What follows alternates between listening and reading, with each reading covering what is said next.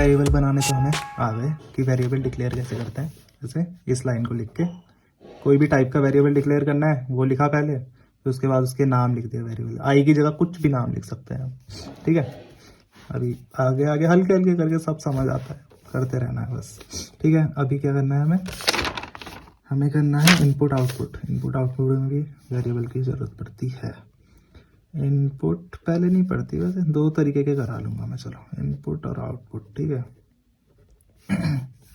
सबसे पहले सिंटैक्स लिखना है। सबसे पहली लाइन हैशटैग इंक्लूड, ये जो भी है stdio.h। कौन सी लाइन होती है? ये होता है लाइब्रेरी पैकेज। हमेशा बोलना ही बोलना है। अभी मतलब नहीं पता इसका, कोई बात नहीं, बस बोलना ही बोलना है। जब भी लिखना है दिमाग में एक बार याद कर लेना कि ये लाइब्रेरी पैकेज है, ठीक है। याद रहेगा तो अच्छा ही है। मेरे को जैसे अभी पता नहीं है, पर मेरे को लिखना तो याद है ना हमेशा। तो सबसे पहले लाइब्रेरी पैकेज आ गया। अगली लाइन लिख रही है फंक्शन बोलते हैं इसे। ये इंट मेन है फंक्शन का नाम, और मेन नाम है, मेन फंक्शन है, ठीक है। हमेशा लिखनी है दो चीज़ें तो ये मेन फंक्शन है। ये हो गया मेन की बॉडी स्टार्ट। फिर उसके बाद एक वेरिएबल पहले नहीं करते डिक्लेयर, पहले मैं सिंपल बता देता हूँ कैसे करना है, ठीक है। पहले मैं आउटपुट देना बता देता हूँ। आउटपुट कैसे देते हैं? आउटपुट देना मतलब क्या होगा पहले ये समझ लो। आउटपुट देना मतलब कि हम जो चला रहा है ना कंप्यूटर, जो कोडिंग, जो यूज़र है, सॉरी, जो कोडिंग कर रहा था, हाँ मैं ना कोडिंग कर रहा है, जो यूज़र है उसे कोई आउटपुट देना है, मतलब उसे कोई मैसेज देना है। मान लो कि उसे कुछ आउटपुट देना है अगर, या फिर मैसेज देना है, तो कैसे देते हैं? आउटपुट देना है, स्क्रीन पे दोगे आउटपुट, और कहाँ पे दोगे, है ना।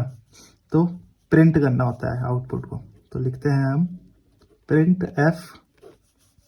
कुछ भी आउटपुट देने के लिए होता है आउटपुट, मतलब कुछ भी प्रिंट करने के लिए।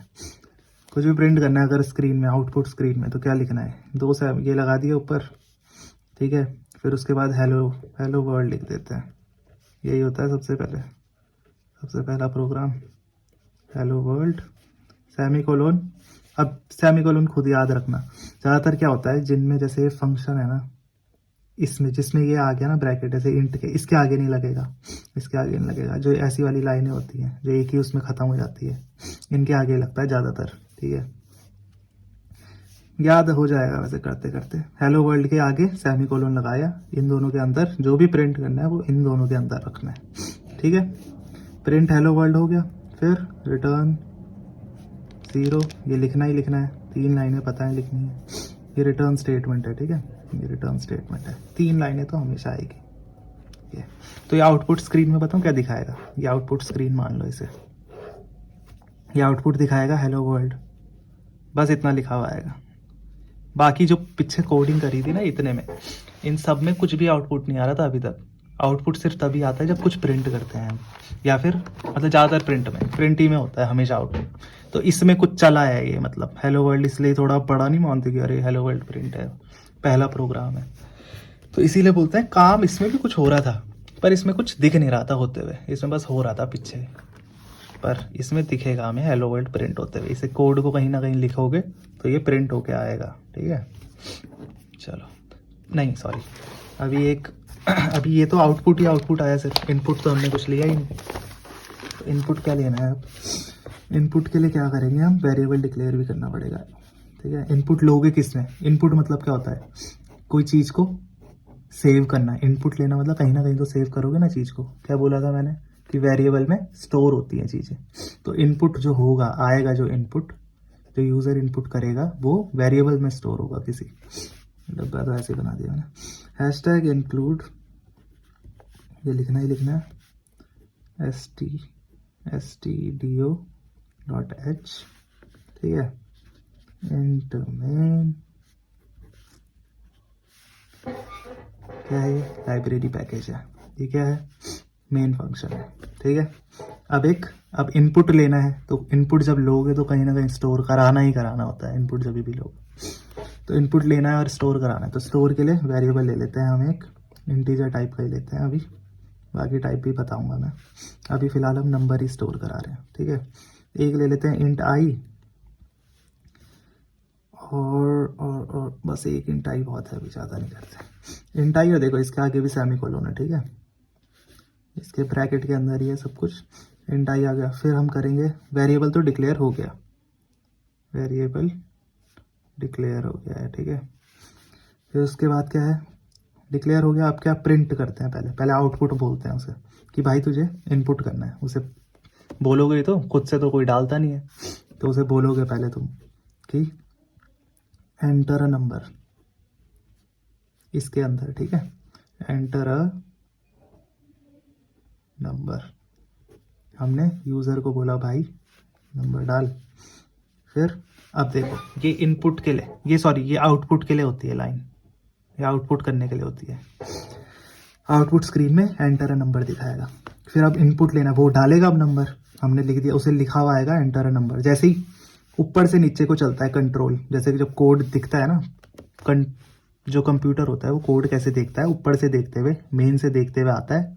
पहले वो वेरिएबल डिक्लेयर करेगा कंप्यूटर, फिर इस लाइन पे जाएगा, इसे एग्जीक्यूट करेगा। एग्जीक्यूट मतलब इस चीज़ को, जो भी लिखा हुआ है हमें इसको करेगा भाई, जो भी लिखा हुआ तुमने करने के लिए वो करेगा। तो वो होगा, वो ये इस चीज़ को प्रिंट कर देगा कंप्यूटर। वहाँ पे प्रिंट हो गया, यूज़र को दिख गया कि भाई ये बोल रहा है एंटर अ नंबर। तो यूज़र डालेगा, सपोज कर लो यहाँ पे ये डब्बा है ना, इसको आई मान लेते हैं, इंट आई, ठीक है। ये एक डब्बा है जहाँ पे स्टोर होगी एक टाइप की वैल्यू, ऐसा मान लो। तो इंट आई है, ठीक है। यहाँ पे उसे हमने बोला भाई तू एक नंबर एंटर कर, वो कर रहा होगा अभी नंबर एंटर, ठीक है। हम तब तक अगली लाइन में, ये तो सब कुछ बहुत जल्दी चलेगा ना, तो इस लाइन में लिखेंगे हम आउटपुट जो इनपुट है ना, वो इनपुट लेना कैसे है। इनपुट लेने के लिए करना पड़ता है स्कैन एफ, ठीक है। अब ये वाली चीज़ थोड़ा सा याद करने वाली है, ये तो ऊपर इसमें भी आएगा परसेंटेज डी, ये बंद कर दिया, ठीक है। और फिर कॉमा एंड, और जिसके अंदर वो जो इनपुट कर रहा ना, वो किसके अंदर डालना है तुम्हें वो इनपुट। कोई वैल्यू तो कर रहा हो एंटर, कोई नंबर ही तो कर रहा, 25 कर रहा हो जैसे एंटर, तो वो किसके अंदर जाना चाहिए। तो एंड और जो वेरिएबल का नाम है वो लिखते हैं। तो आई के अंदर डालना चाह रहे भाई हम, जो वो एंटर करेगा वो हम आई के अंदर डालना चाह रहे हैं। अब ये वाली लाइन तुम्हें थोड़ा अच्छे से समझानी पड़ेगी। अब क्या बोलते हैं, ये वैसे रटने वाली चीज़ है पर कोई नहीं, मैं थोड़ा जितना समझा सकता हूँ उतना समझाता हूँ। एंड का मतलब बताऊँ, किसी के भी आगे एंड वो लगा दो तो मतलब उसका कहाँ, जिस जगह पे वो है, एड्रेस मान लो उसका एड्रेस होता है। हर वेरिएबल का एक एड्रेस होता है। एड्रेस मतलब जिस जगह वो स्टोर है उस जगह का पता। तो एंड आई मतलब जहाँ पे आई है वहाँ वो वैल्यू पहुँच जाएगी, जो भी वो वैल्यू एंटर करेगा ना वो वैल्यू आई के अंदर पहुँच जाएगी। अब ये क्यों लगाते हैं भाई, ये तो समझ गए कि इसके अंदर पहुँच जाएगी, पर ये क्यों लगाते हैं। अब जैसे कि इंट टाइप का है ना वेरिएबल, तो इंट टाइप के वेरिएबलों के लिए ना ये लगाना पड़ता है, ठीक है। अब ज़्यादा डिटेल में तो मुझे भी पता नहीं है वैसे, पर क्या होता है, अभी एक वेरिएबल एंटर हो रहा तो एक बार परसेंटेज डी लिखना है, कॉमा, और ये आगे वाली चीज़ लिखनी है, ठीक है। ऐसे ही होगा, इसके अंदर वैल्यू आएगी, ये मान लो कि इसके अंदर वो वैल्यू डालेगा और इससे वो वैल्यू इसके अंदर चल जाएगी, ऐसा मान लो। और उससे 25 डाला ना तो 25 पहले इसके अंदर आएगा। ऐसा होता है कि नहीं होता मुझे पता नहीं है, पर ऐसा इमेजिन कर लो ताकि थोड़ा आसान हो जाए।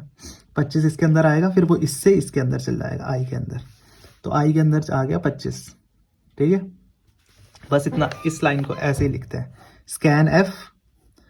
ये इंटीजर है इसलिए हम परसेंटेज डी लिख रहे हैं। अगर बाद में टाइप ऑफ वेरिएबल चेंज होंगे ना, अलग अलग टाइप के वेरिएबल्स अभी आ सकते हैं, तो उनके लिए कुछ और लिखना पड़ सकता है। तो इसके अंदर परसेंटेज डी लिखा, कॉमा एंड, कॉमा लगाना ही है हमेशा, स्कैन एफ वाली लाइन में हमेशा लिखते हैं कॉमा, और ये कर दिया। ये किसके लिए होती है, इनपुट लेने के लिए होती है ये वाली लाइन, स्कैन एफ लिखते हैं इनपुट के लिए, ठीक है। अभी हल्के हल्के करते रहेंगे, अपने आप दिमाग में बैठ जाएगा। पहली बार है ना, थोड़ा लगेगा कंफ्यूजिंग, कोई बात नहीं, ठीक है। इनपुट आ गया, आई के अंदर 25 चला गया, ओके। चलो आई के अंदर 25 चला गया, ठीक है।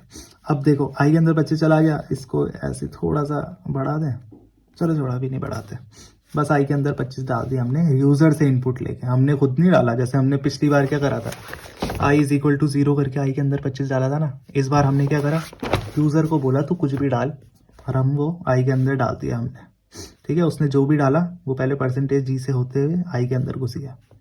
तो अब आई इज इक्वल टू 25 हो रखा है, पहले कुछ नहीं था।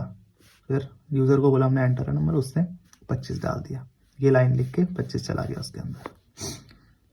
ठीक है, रिटर्न 0 कर देते हैं। ओके, अब तुम्हें थोड़ा बहुत अंदाज़ा आ गया होगा। मैं एक और करता हूँ, इस वीडियो के आगे लगा दूंगा या फिर अगली वीडियो, इसका एक पार्ट 2 भी बना दूंगा थोड़ा और डिटेल में थोड़ा सा।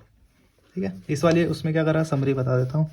हमने सबसे पहले आई डिक्लेयर किया, एक वेरिएबल डिक्लेयर किया, उसके बाद यूज़र को आउटपुट दिया कि भाई एंटर अ नंबर। उसे बोला हमने एंटर करे एक नंबर को, उसने कोई 25 या फिर 5 कुछ भी मान लो, वो एंटर किया। फिर वो 5 को हमने आई के अंदर घुसा दिया, ये वाली लाइन लिख के। इनपुट लेते हैं इस वाली लाइन से, इस लाइन का मतलब होता है इनपुट।